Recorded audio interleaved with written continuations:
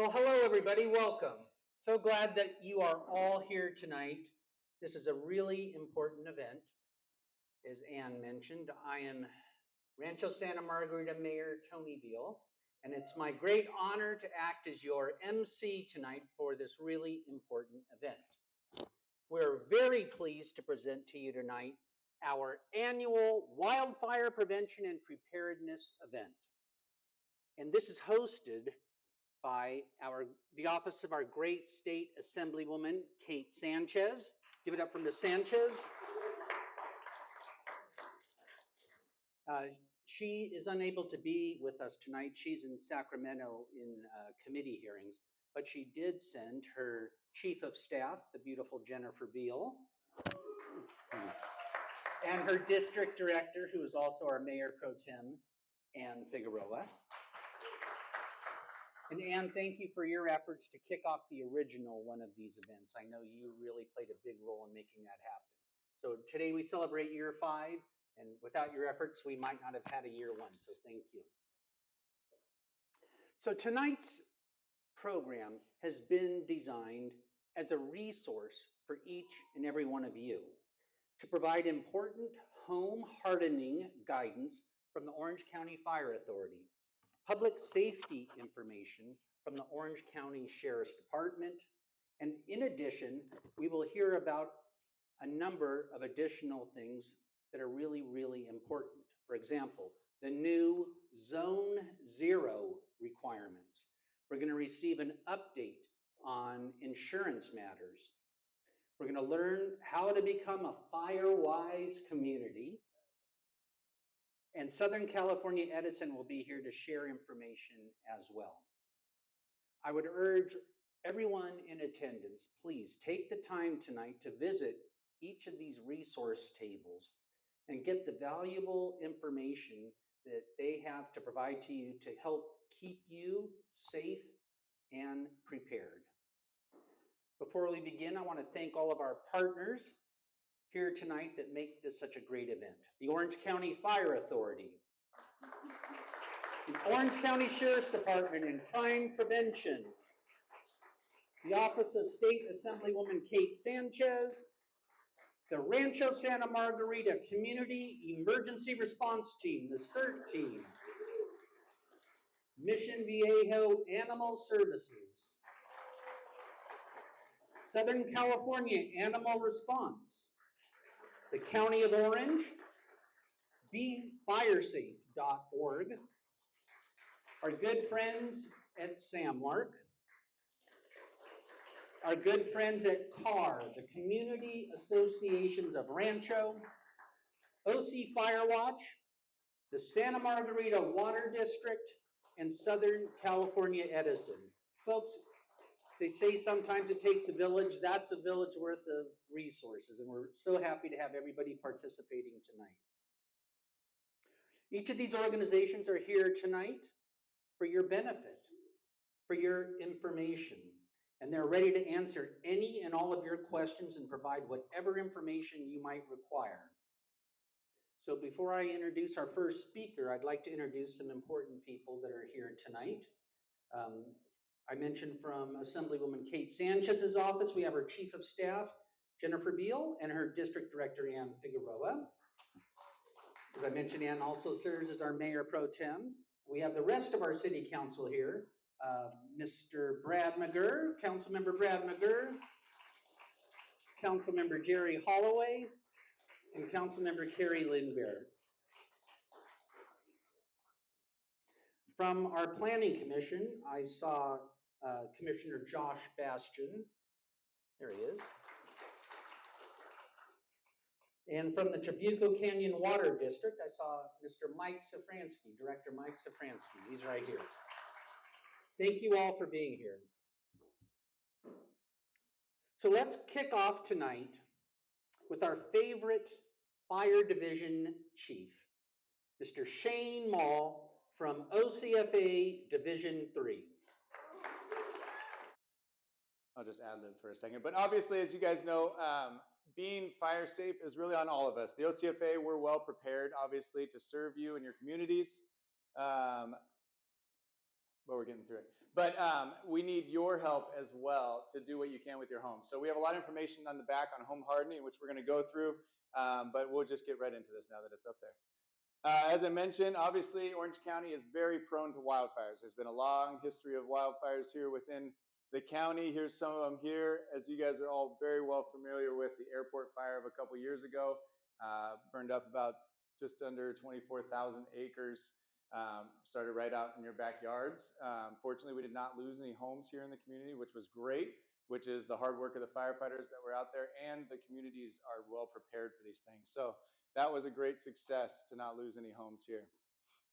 This map here just kind of shows all the different fires. This was even a few years ago. All the red is areas that have burned. So we're, like I said, we're very fire prone. That's why it's really imperative that we do this as a team, being fire ready. This slide here is just to kind of give you a heads up, more just for your comfort, just to know how we at the OCFA and within the region are notified of fires and just kind of how we're prepared for them. We get notified of fires in many different ways. Obviously, 911 callers can call in fires, but if you'll see, we also have Alert California wildfire cameras that are all over the county. These cameras automatically will catch smoke in the air, and they'll notify our dispatch center, and a lot of times before anybody's ever seen smoke, we're already rolling to a fire. So that we've actually caught a lot of fires, especially out in the hills here that way, because sometimes before you guys can see it or anybody can see the smoke, the cameras will catch us and they'll actually pinpoint where the fire is and they'll send us out there. And so we have those cameras all over the county and we're well prepared for that.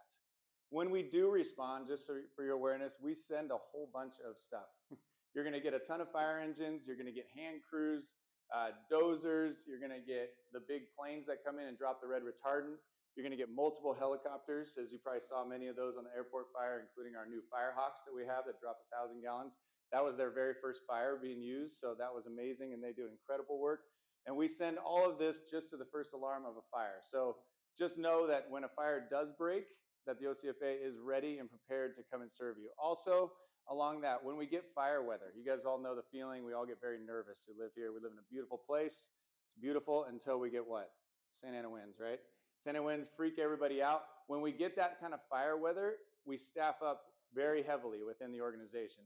We staff up extra strike teams, extra fire engines, extra hand crews. All of our helicopters go in service 24 hours a day so that when a fire does break, our whole goal is to hit it and hit it really hard early. During the LA firestorm that happened back in January of, what was that, last year? During that massive firestorm, I don't know if anybody knows, hopefully nobody knows because it means we did good, but there were 4 starts here in Orange County with the same winds, same problems, but there was 4 starts and all of them within range of homes, all of them with the heavy winds. But we had strike teams throughout the county, and on multiple scenarios, the strike team was right around the corner, and we had 5 engines on those fires, and we held them all under a quarter acre. So just know when the winds come and the weather's hot and super dry and we're in that red flag condition, we are well prepared to serve your communities, and we're ready to fight any fire that does start. There's one of those retardant dropping planes there, which you probably saw way too much of during the airport fire. And this is all the resources that we bring to the party when there is a fire. So with that being said, we're well prepared, but we really need you as the community to do what you can to be prepared before the fire comes and when it does come. This stat here is one of those real scary stats. Homes that ignite by wildfire have a 90% chance of completely burning down. Our goal is to keep your homes from burning down. What you do to prepare your homes will help them from catching fire. But really, once they're on fire, especially with those winds, as you saw in the Palisades and the Eaton fire, it's hard to stop them. We're doing what we can to get out there and stop them. And a lot of the homes actually burn once the fires pass through. Things get into your eaves, and we'll go through some of that. So it's really important that you guys have your homes ready. What we utilize, just for a quick memory jogger for the OCFA, and what we try to get out to you guys is the Ready, Set, Go program. There's a really cool packet in the back that details all of this. Please grab that. But this is the program that we utilize to help prepare you guys. So is your home ready? The biggest thing you can do is prepare your home now. Before the fires come, we need your home to be ready. There's fuel modification plans, defensible space, the immediate zone around your home, and home hardening. And we'll go through these things real quick for you here.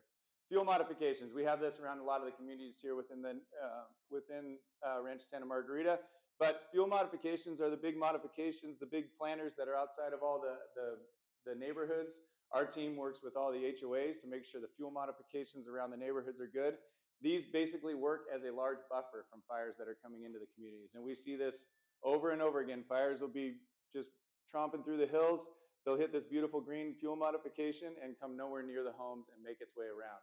And so the OCFA works with all of the homeowners associations in the cities to make sure that all the brush and the fuel modifications around the homes are nice and safe to be ready for any fire that could be coming. Oh gosh, skipped one. Defensible space. For those of you that live right up against the brush, the goal is to have a good gap of defensible space. We try to get 100 feet behind from the back of your home to any thick vegetation that's behind your home. We want to try and get 100 feet. That doesn't mean you can't have plants, you can't have beautiful things in your backyard, but see some of our information. It'll tell you what kind of plants are safe and a little less fire resistant. But you want to keep all the dead and dying fuels at least 100 feet from your home. As you can see here, this fire ripped right up the hill right there at those homes. They had good defensible space behind them, and the fire basically burned to the top of the ridge, and we were able to hold it there because of that defensible space.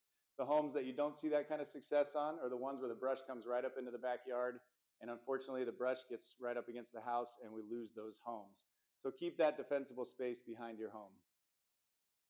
The immediate zone is the 5-foot area around your home. This video here depicts kind of what you want to have. You want to have non-combustible materials within that 5-foot area of your home, meaning wood fences, the wood bark that's on the ground, dead and dying plants. Though many people love to have those around their house, not the dead and dying, you guys all have beautiful plants, but people like to have a lot of plants and shrubbery right up against their house. Well, unfortunately, that shrubbery gets little embers. It's not typically the flaming part of the fire that's going to get your house on fire. It's all those little embers that are flying through the air.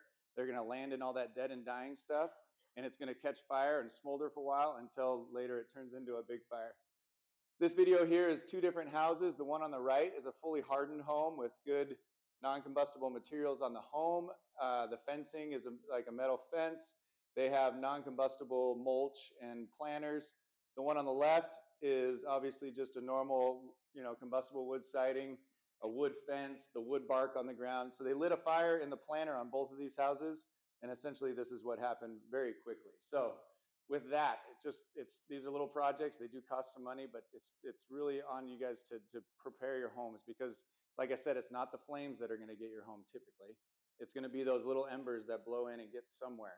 The other thing is, for us men in the room, what do we usually store on the side of our house? There's always one side of the house that has a whole bunch of junk, right? It's our storage pile of stuff.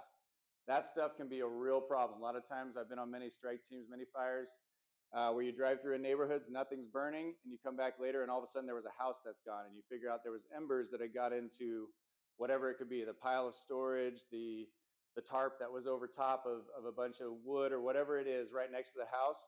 Embers get in there, they smolder, they get going, and that catches fire and catches the house. So please, please, please keep that 5-foot area around your home completely clear if you can.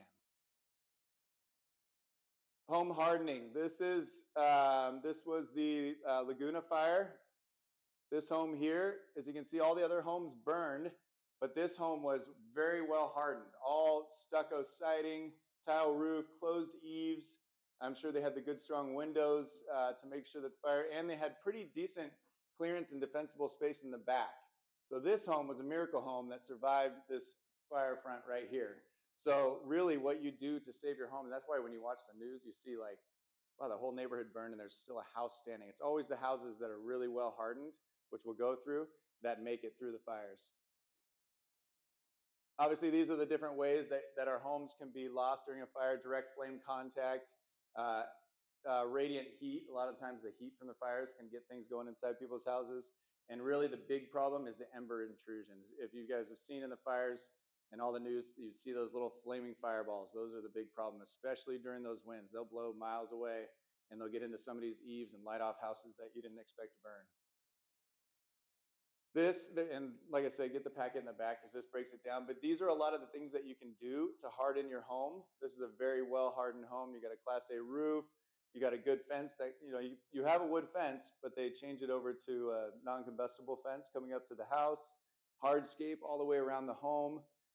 Their eaves are closed. If you have vents in your eaves, They'll probably have a grate inside, and depending on how old your house is, those little mesh grates on the inside of your vents used to be 1/4 inch.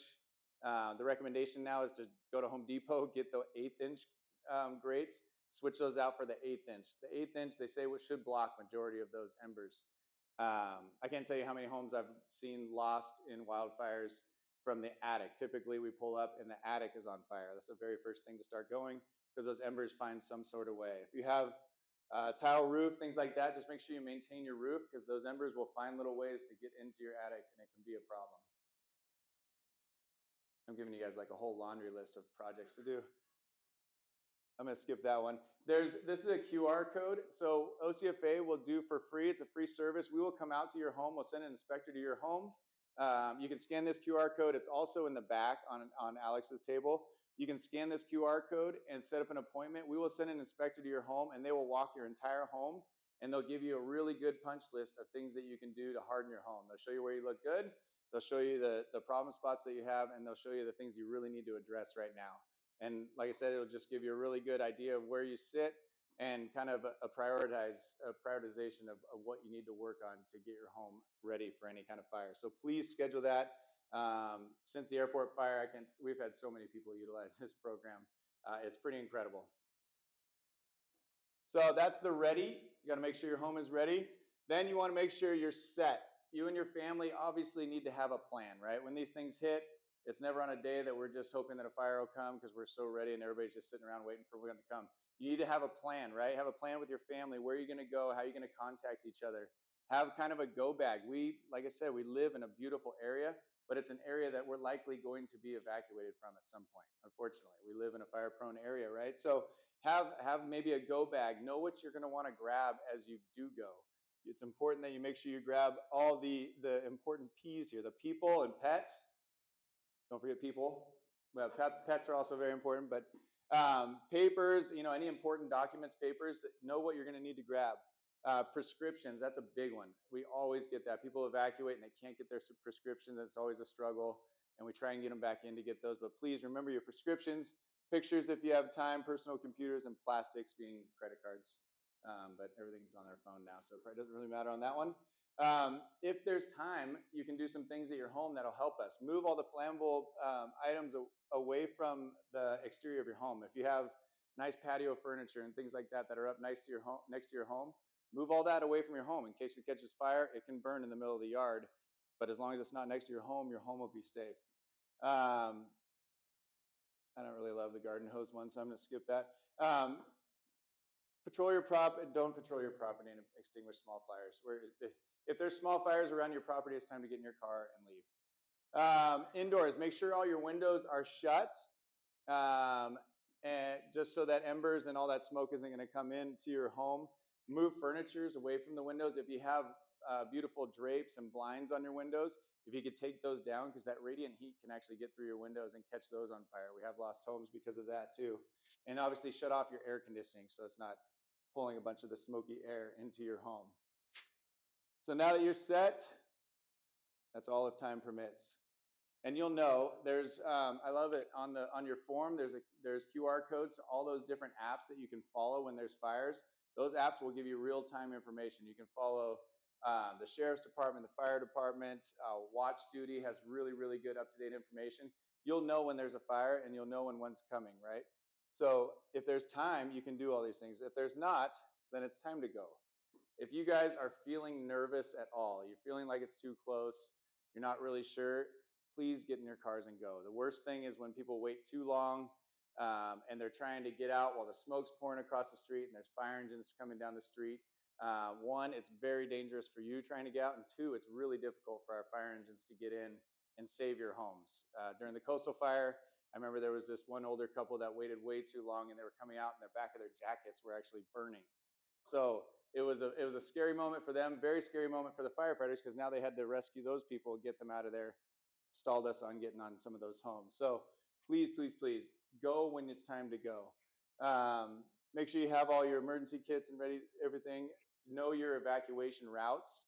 I believe Sheriff's Department may speak a little bit to that, but the sheriffs do a great job. Every time we have these fires, we go into unified command with them, And right away we connect on, hey, these are the neighborhoods that need to be evacuated. When they're coming through your neighborhood and saying it's time to go, I know Captain Chappell will speak to that, but it's time to go. We really don't want to mess around with that. And really, we do not want any of you to be stuck. So please, it's time to go. And dress appropriately. Put shoes on. And don't put your family at risk. So really, that is all I had to cover. I think I got it done in the time, but I appreciate it. Please, please, please visit the booths. If you have any questions, we'll be here afterwards. We'd love to connect with you more. Please schedule your home assessment if you haven't already.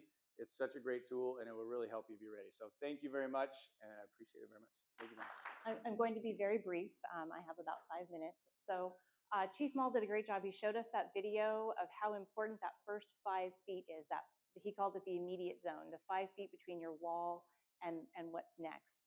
And so we've seen from the devastating wildfires that time and time again, that first 5 feet really makes a difference. And so now the state has, there's new legislation in place and executive orders from the governor. The Board of Forestry and Fire Protection is currently making rules for Zone 0 that are going to apply to all homes in the very high fire hazard severity zone. So very briefly, what is Zone 0? Zone 0 is the term that the legislation is using for that first 5 feet closest to the structure. It is going to require wildfire safety actions by individual homeowners when the regulations go into place. The regulations are not in place yet. They are not on the Board of Forestry's most recent agenda in June. We do expect that they'll go into effect by the end of this year. It will apply to all properties in the very high fire hazard severity zone. The Water District has a map back here that shows the homes in the red. If you don't know, the city has a GIS tool on its website, and you can look up and see if your home is in the very high fire hazard severity zone. Again, like I said, the rules are currently being finalized. We don't have them yet, but we do know what is going to be included. Once they are finalized, there will be a phased implementation of 3 to 5 years for individual homeowners, and the focus will be on education first.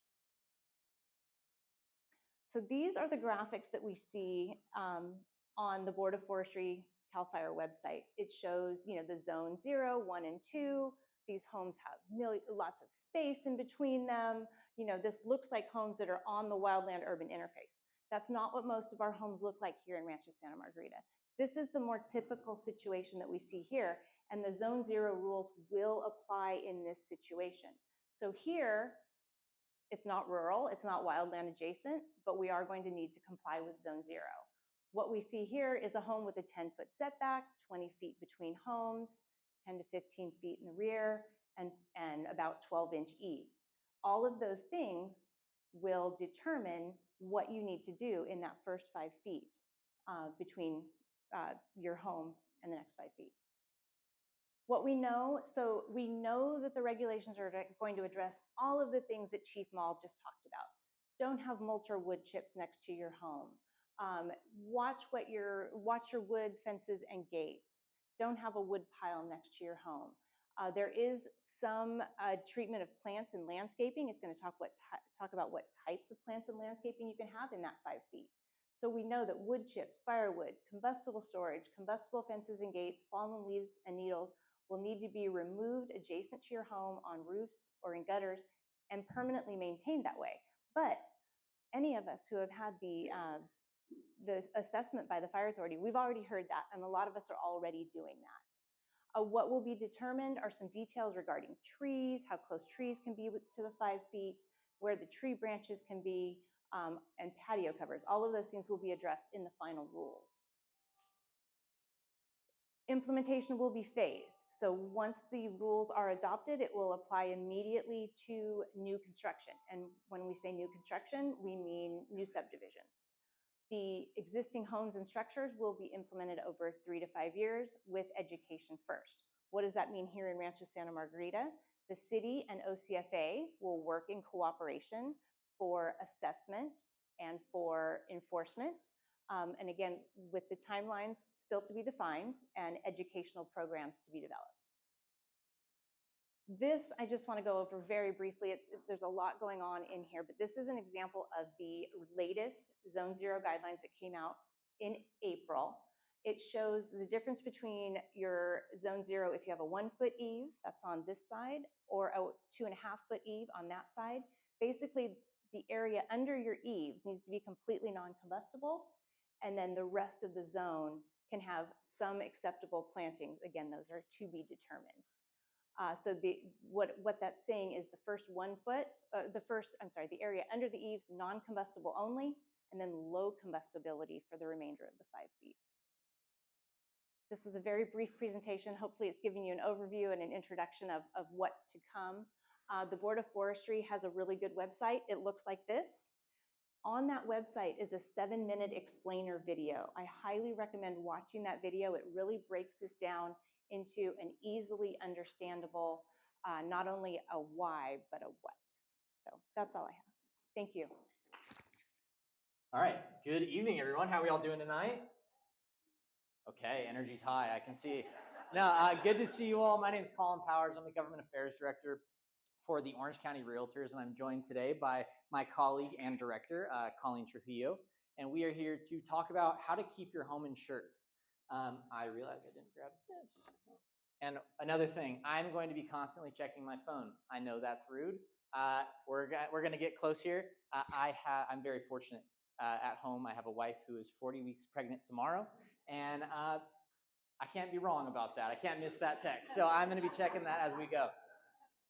So as you all know, the reason we're all here tonight is insurance companies are increasingly leaving or limiting coverage here in California. And why is that? Well, wildfire losses have become so common and so catastrophic that they are struggling to remain in business here. Let's not forget that insurance companies are just that, companies. And if it doesn't pencil out for them to do business here, what's going to keep them here? So when they are looking at, and Colleen, please jump in at any time, but when we're looking at what insurance companies are looking at, they cannot continue to justify using traditional models when creating insurance policies or deciding where they're going to do it. So they need to change that. And now they are starting to look and use increasingly sophisticated wildfire insurance modeling systems. They're looking at all kinds of things. And this is just a small example, but vegetation, slope, wind exposure, they are looking at everything. And like Colleen was telling me earlier, they're using drones to look at all of this too. This is not just like, yeah, we looked at Google Maps and saw that your house is over here. No, they are inspecting this. And have you seen this in your own? Yeah. In several of my sales recently over the last couple of years, they sent drones out. And if you have a roof that's a little bit shiny, they're going to make you replace the roof. They're Zone 0 is coming, and it's going to be legislation, but the insurance companies are going to implement it probably before the government does. So you just need to start getting ready. And it's not even just the fire. Insurance companies are water, they want you to be water prepared as well. They hate water leaks. So you can do things to mitigate that as well by putting in, they sell it at Lowe's. I think it starts about $85. You have a plumber install it, and it'll tell you if there's any water leakage in your house at all. And then you can instantly go out to the street, turn off the water before there's any damage. Because insurance companies, they don't like water, and they will cancel you. Thank you. Like we just said, premiums are rising significantly, and that's because, I'm sure you've all felt it, costs are high in California right now. Glad that wasn't my phone. No, on everything. Costs across the state are increasing. We look at rebuilding costs. We look at wildfire losses, reinsurance, which, if you're not familiar, is insurance for insurance companies. Those costs have increased. And we have seen more and more homeowners across the state of California forced onto the FAIR plan. Has anybody here heard about the FAIR plan? Do you know the running gag? It's the not so fair plan. It's not. It's not where you want to be. This is originally a temporary plan. This is originally your insurance coverage of last resort. And we have seen more and more individuals placed on this plan every year. And what's really unfortunate is a lot of these individuals have to pair their FAIR plan coverage with a supplemental policy to ensure that they have the coverage they need. And look at this. This is the amount of Californians that have been on the FAIR plan. In 2018, there was actually a dip. There was 140,000 policies issued. We fast forward to 2025, 555,000 individuals on the FAIR plan. Not great, not ideal. So how do we stop this? Home hardening. You're going to hear this a lot today. I think our presentation is probably very much in line with everything you've heard, but insurance companies are going to increasingly look at how well your home is hardened. They are going to look at things like Zone 0. You know, when I made this slide, I was like, wow, I can't wait to introduce this new topic to everybody. But you know, we're going to know Zone 0 very well after this. This is incredibly important. The California Association of Realtors, which is essentially our umbrella organization, we run this thing called the CCRE, the California Center for Real Estate. And that is our education arm. They do a lot of educational things. And recently they held what was called the Insurance Sandbox. They brought together insurance experts from all over California, put them in a room and said, how would you solve the California insurance crisis right now? And pretty much, I'm not gonna lie to you, everything came back pointing towards home hardening. When this model changes, when insurance companies are looking at your properties, how did you make their lives easier? How is your property hardened against fire? And yeah. When we talk about home hardening, they showed you a map, a picture of RSM and how close our houses are together. Financially, it might be smart for you to partner with your neighbors and go in together trying to harden the home. You know, if you need to get rid of all the wood chips and both you and your neighbors have it, rent a dumpster together. We're trying to mitigate the cost of home hardening because it's going to be expensive. And if you can take advantage of the fire department and have them come out and give you an inspection, when we sell a house that's in a high fire zone, we have to. It's part of the sale. It's the law. But they're great. They'll come out. You just call them up. They schedule it within a week. It's awesome. And they'll tell you all the plants that you need to replace, what you need to do. It really is, and it's free, and it's super easy to do. Absolutely. And so like I was mentioning, by effectively mitigating for Zone 0, according to the CCRE Sandbox report, which I will share with you all at the end of this presentation, by effectively mitigating it, it can improve your home survival chances by more than 50% in the event of a wildfire, which is huge. There's some other, there's different zones. So you have your Zone 1 and Zone 2, or the intermediate zone and your extended zone. I don't have to deal with that. My property's not that big, but it's really important that we're mitigating. We're out there cleaning dead brush, pruning trees, things like that, making sure that the property is well maintained and there's not fuel. Fuel reduction is basically the key point here. You may actually think that your plants are doing great. Last year we had this ginormous palm tree in front of our house. Well, it was gorgeous. It grew. It was huge, but it was too big. If wind came over, it was probably going to knock it into the neighbor's house. So we hired somebody to come out and take it down. He climbed up. It was hollow. It was dead inside. One ember would have taken out the whole neighborhood. It's crazy, but we thought it was helping. That's a perfect segue, because it's really important to work with your neighbors and looking at your neighborhood as a whole, because again, the insurance companies are going to be doing just that. So this was just interesting. When I'm in the housing space, I'm not going to spend too much time on this, but it's interesting to see how new builds are changing, and as we go forward, new houses are becoming FireWise from the start. And so I think we'll see more of that going forward. Also, fire safe councils, fire groups. I mean, just look around this room. There's so many ways to get involved and to make our communities safer together. And that is huge there. Mitigation matters financially. That is pretty much the biggest thing I can say here. The more you fire harden your house, the less of a chance you are going to be dropped by your insurance provider, and the less of a chance that you're going to be on the FAIR plan, which is pretty much the end goal here. If you follow, the insurance commissioner has the Safer from Wildfires program. It's a 10-step program. As you complete those, it will actually qualify you for insurance discounts, more ways to keep money in your pocket. So definitely check that out. And I apologize because this slide has a typo. It says the future insurance market will increasingly reward homes and communities that reduce risk. That's not true. Future, it's not true. That insurance market is now. We need to mitigate now. So what can you do today? Again, this also has a typo. It says this year. What can you do today? You can go home and you can check your Zone 0 right away. Just take a look around your house. You can clear combustible materials, schedule a wildfire assessment like we just heard from the OCFA. And the biggest thing that I want to tell you all to do is to document your mitigation improvements. Make sure you have it written down. Make sure you can show proof that you have done these things. Pictures and video.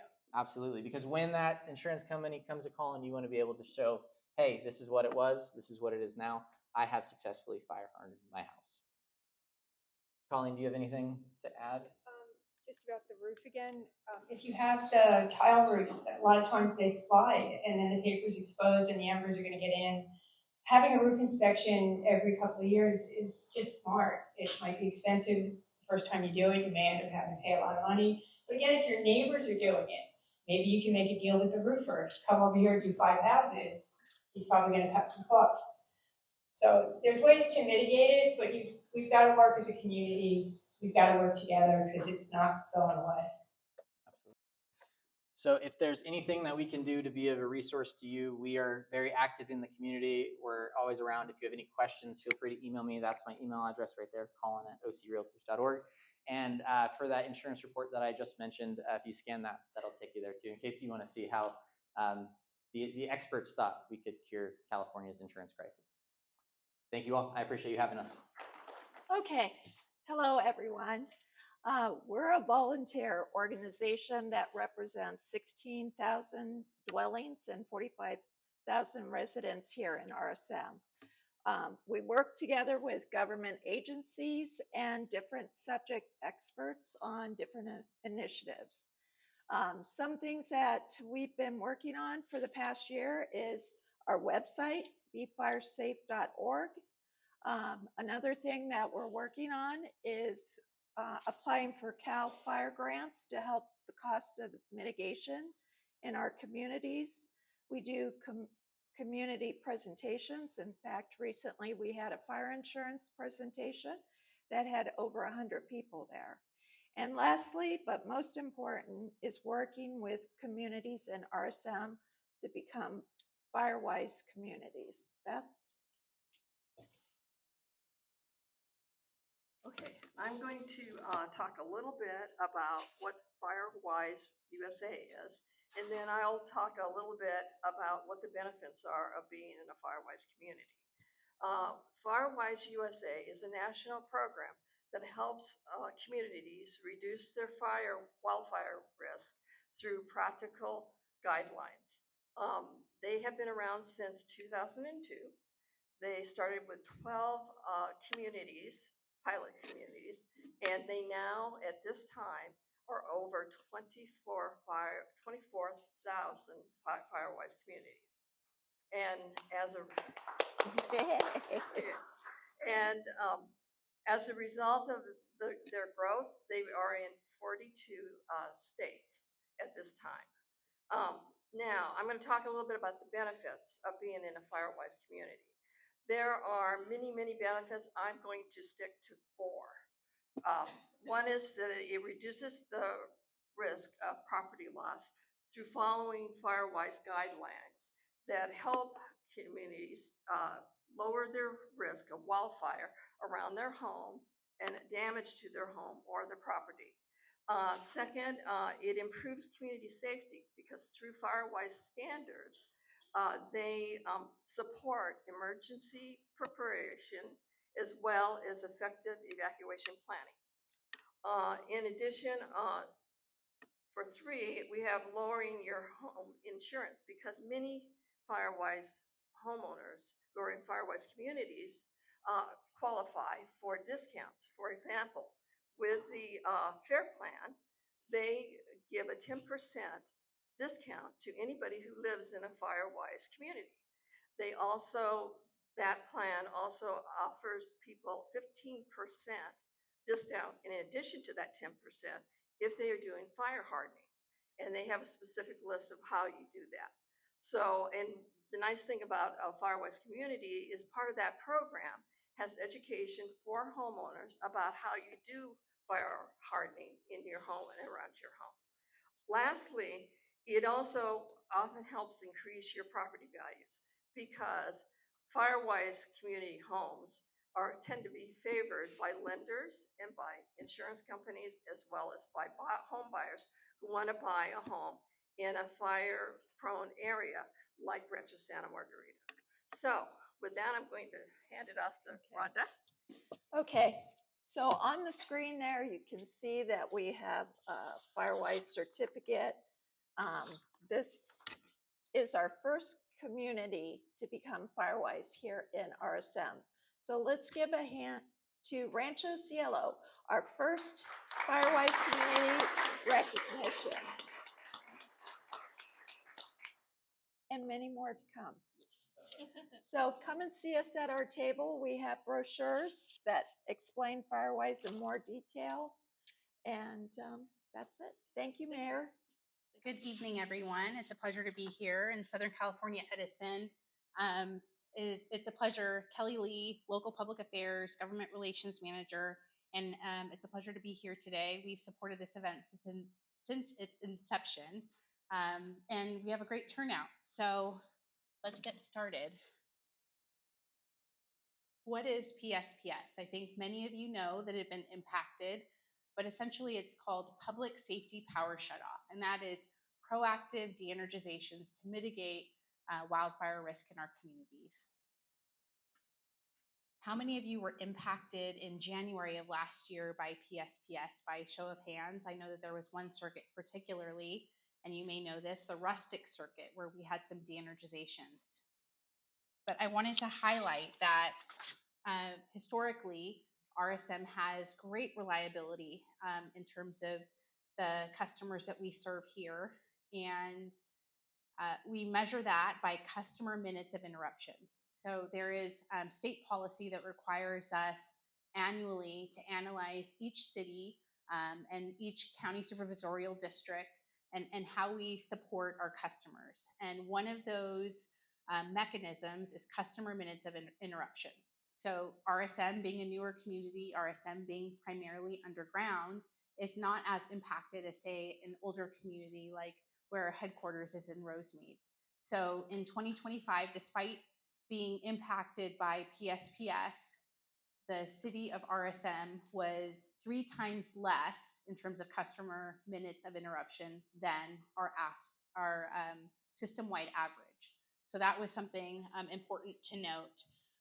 Something else I wanted to highlight is PSPS, definitely inconvenient, but it saves lives. So in January, during that de-energization, what happens is, we have our troublemen, essentially a person out in the community to take a lay of the land.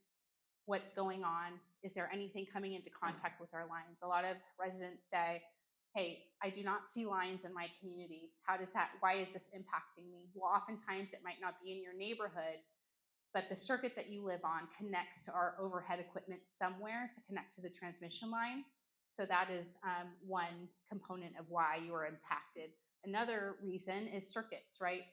You could be on a different circuit than your neighbor. So your neighbor could be without power and you could have power, and that's based on knowing the circuit that you live on. Another question, how do you know what circuit you live on? Oftentimes you just have your address and it's not an issue, but since 2018, when we've implemented PSPS, if you were impacted, you should know. I know that the city manager mentioned 90% of our community is in the nomenclature of the state, and how they refer to it is different than how Edison refers to it. And I will show you later an overarching map of the circuits in the city and where they are, and how you can find the circuit. You can call customer service during an event. Also, if you put your address on our website, sce.com/outage, it will show you information regarding the community you live in, resources that are available, and whether outages are impacting your residents.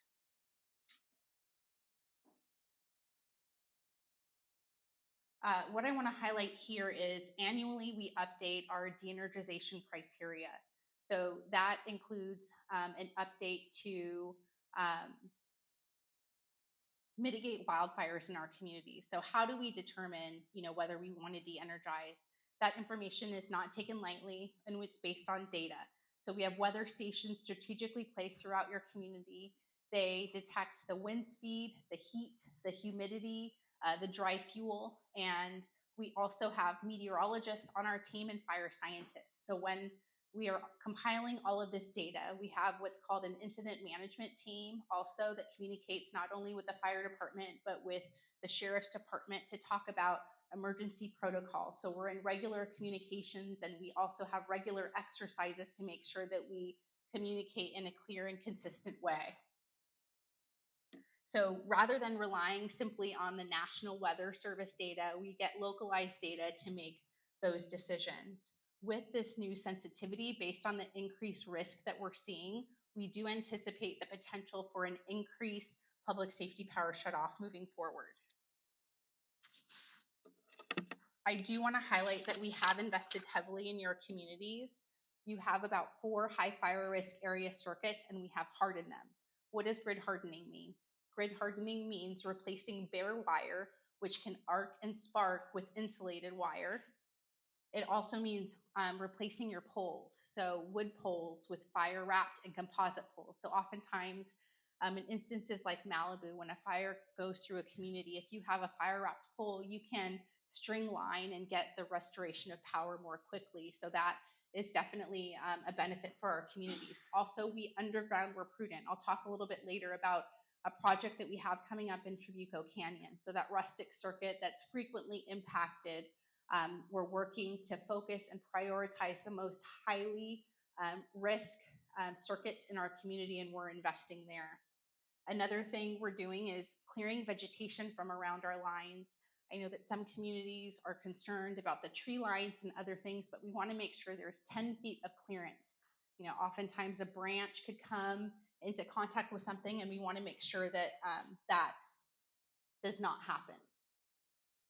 Also, segmentation. So oftentimes you may or may not be aware, but on a circuit, there's customers ranging from 12 to, in the thousands. So how we mitigate the impact. Initially, when we implemented PSPS, we've always taken a surgical approach, but sometimes an entire circuit will go down. So the entire circuit, let's use round numbers, 5,000. So what we have implemented is sectionalization. So for instance, sectionalizing Trabuco Canyon from the lower part of the RSM community that's impacted by PSPS. So on every line, we work to put these automated reclosers, so the upstream from the downstream customer, so not everyone is shut off in its entirety. One other thing that I wanted to emphasize about this, we take feedback, constructive feedback, when we implement a lot of our programs, and something that was concerning was the restoration time.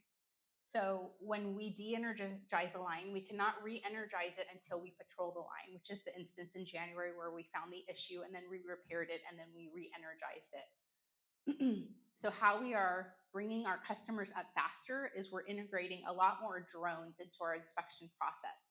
Sometimes if it needed to be an inspection and it was 6 o'clock at night and it was getting dark, or in some of the beach communities fog was rolling in, that would be an issue. But with drones and the increasing enhancement that drones are seeing, they can be flown in day or night.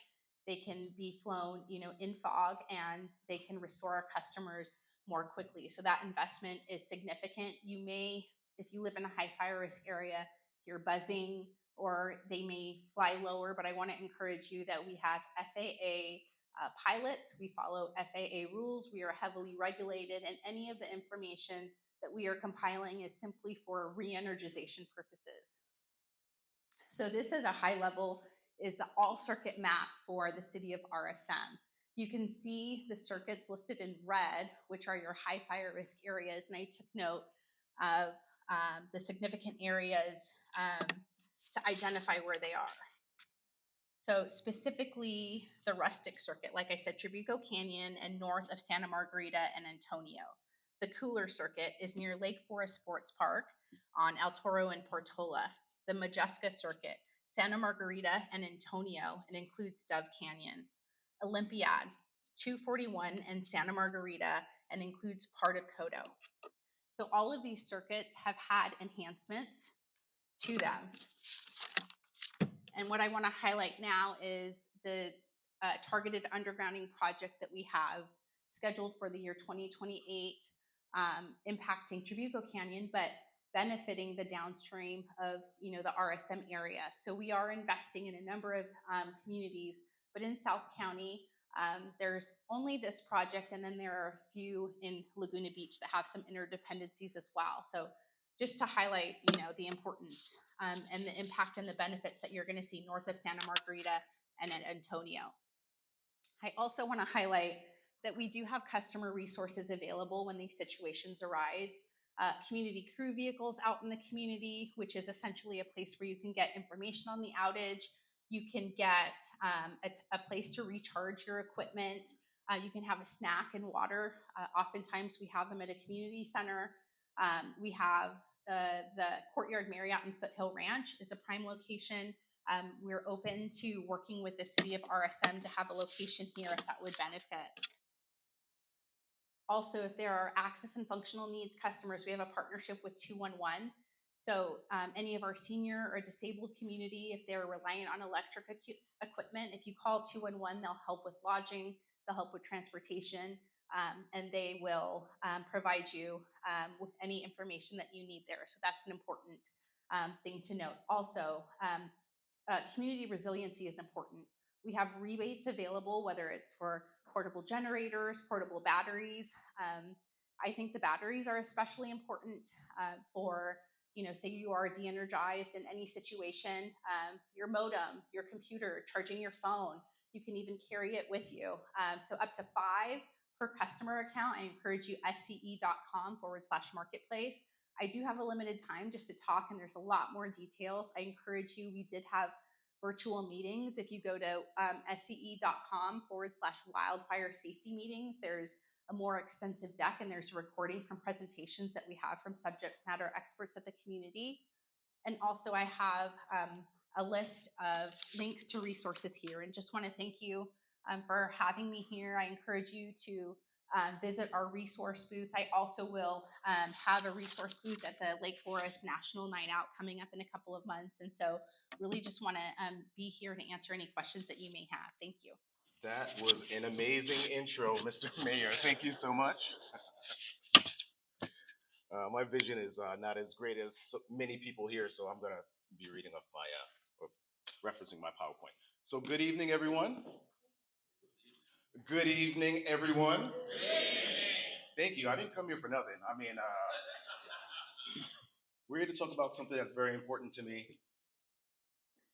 It's evacuations, it's being prepared, and knowing what to do when we're facing an emergency. So this is something that has faced this community, many communities in Orange County, across the California state, and I just want to make sure that we have the information that we need to be prepared and be as safe as possible.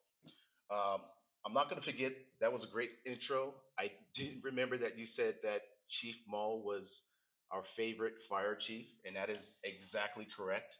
The only time I'm someone's favorite chief is when they want to get out of a ticket, so there's that. All right, so wildfires, they don't wait for us to be ready. The actions we take during and before an emergency and the decisions we make in the few minutes before and after and even during, they often determine how safe our families are going to be. Today we'll cover evacuation orders, how to prepare before they're issued, and the steps you can take to protect your family, your friends, your pets, and your property.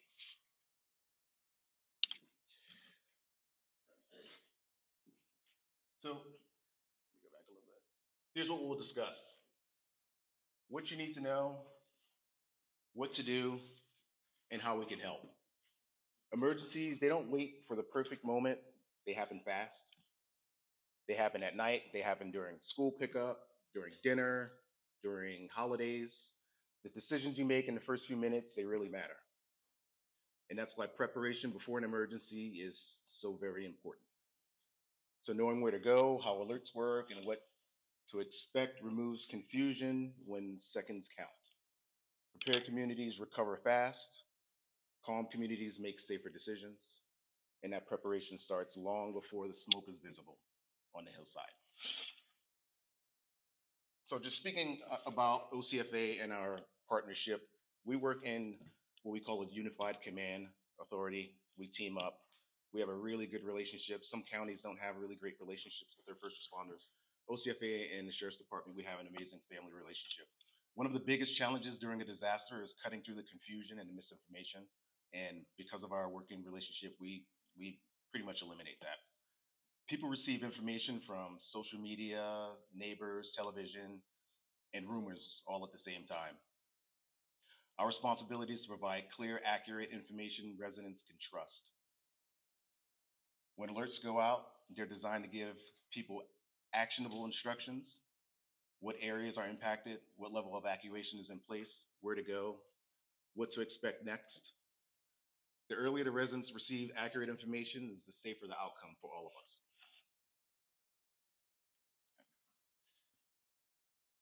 So let's talk about some of the public warnings and alert systems that we do have in Orange County. So there's several, and I'll just go through a few. One of them is what we call iPause. And under iPause is the wireless emergency alert system. And most of us know that from our Amber Alerts. Maybe a few of you had an Amber Alert within the last week or so. So those are emergency alerts that are directed to our cell phones. Pretty much every cell phone provider participates in this program. Then there's EAS, that's the Emergency Alert System. And I think everyone in this room pretty much may be old enough to remember when the TV used to blast that annoying sound and you were just trying to like plug your ears. Interestingly enough, fun fact, that sound was created on purpose. So a sound designer on a scale of 1 to 5 created that sound at what they decided to be a 4.3, which is absolutely almost annoying, like deathly annoying. And it was designed on purpose so it could attract your attention. It sounded a little bit like that. Remember that? Terrible. Oh yeah, I remember. Okay. Alert OC. So we have information in the back. Alert OC is probably one of my favorite alert systems in Orange County. It can send messages to your cell phone, to your landlines, to your business phones. This is information that provides critical updates, warning alerts directly to your devices and to any sort of phone device that you have available, including landlines. So Alert OC is one of the best tools residents can use to stay informed. It allows us to send emergency notifications directly to your phone, your email, any other device, and updated instructions specific to your area. The technology only works if people take a few minutes ahead of time to sign up. So there's sign up information in the back. There's a QR code. Might not be here, but there's a QR code in the back here at our Sheriff's Department's booth. So you can sign up. It's really easy. I recommend, highly, highly recommend everyone sign up for Alert OC. Okay. Here's some other methods. So if you were around for the airport fire or any other fire, you know that if technology fails, there has to be a fail-safe solution, right? So you may have heard the Sheriff's Department come out with their patrol vehicles. They'll have their PA devices on, and you'll hear something similar to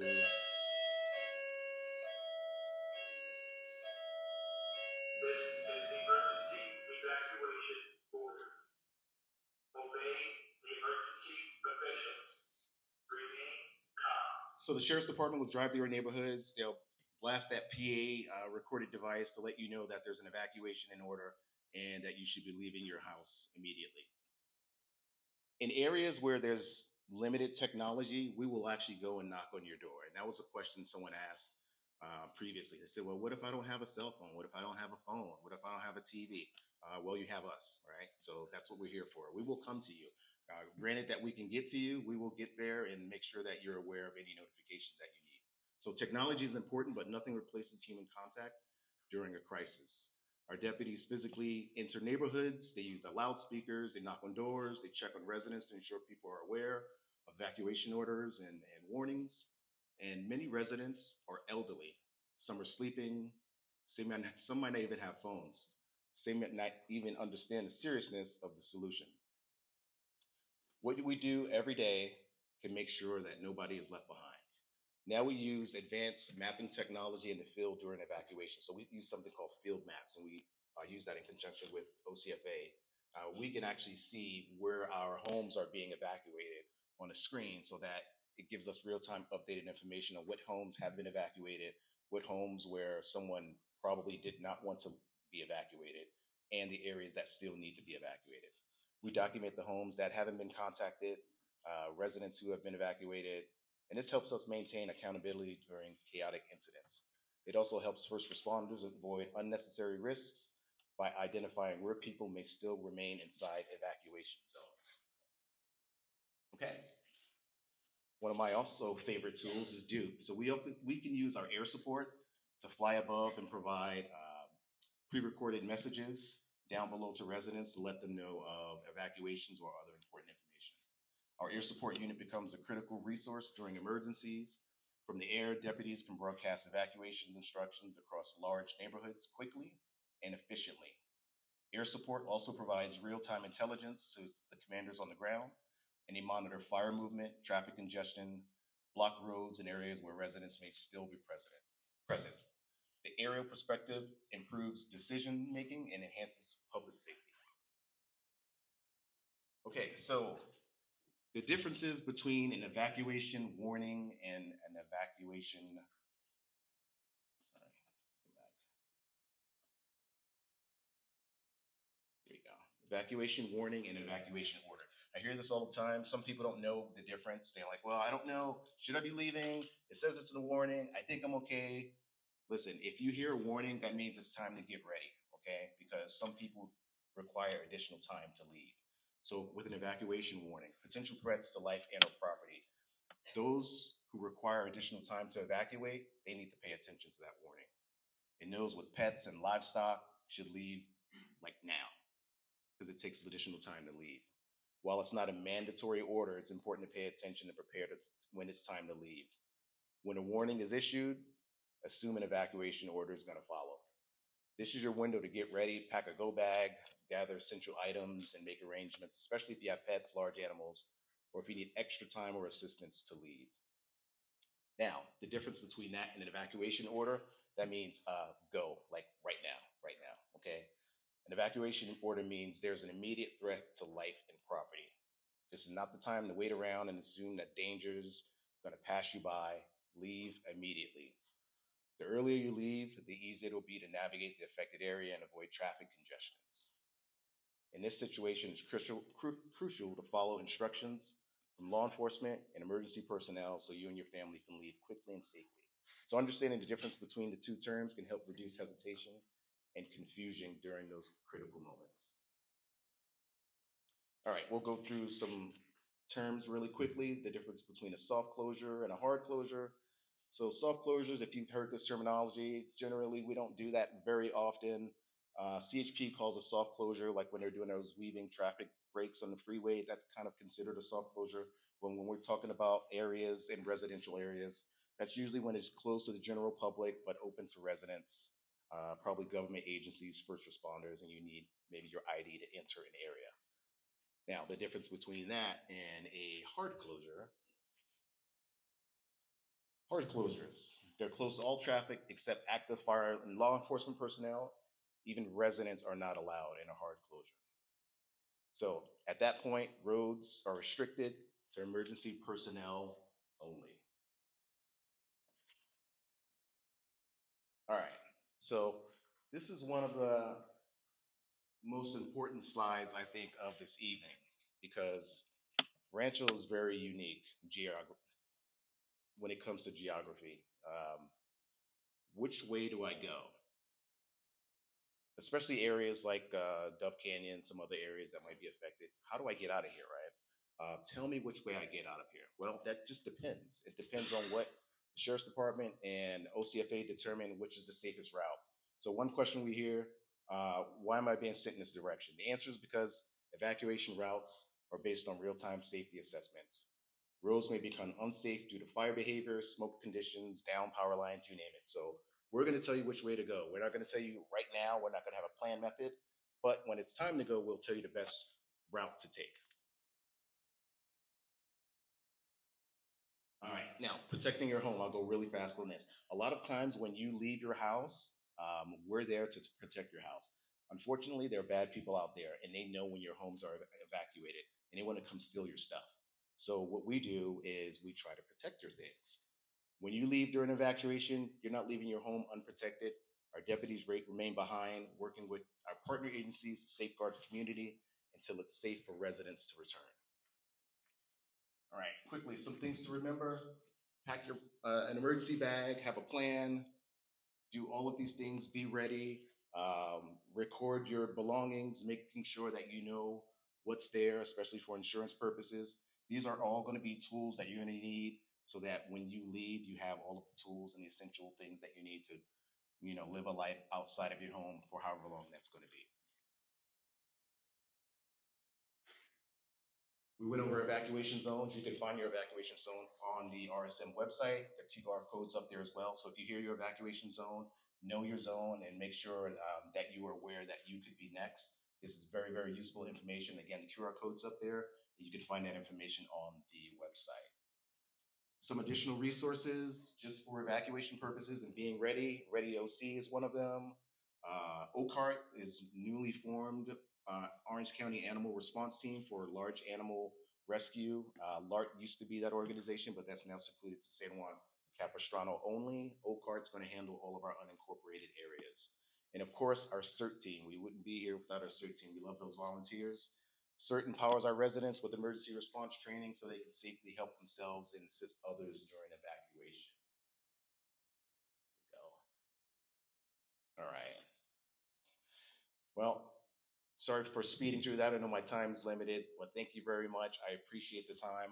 Being here just shows that you are willing to be prepared with the community to remain safe.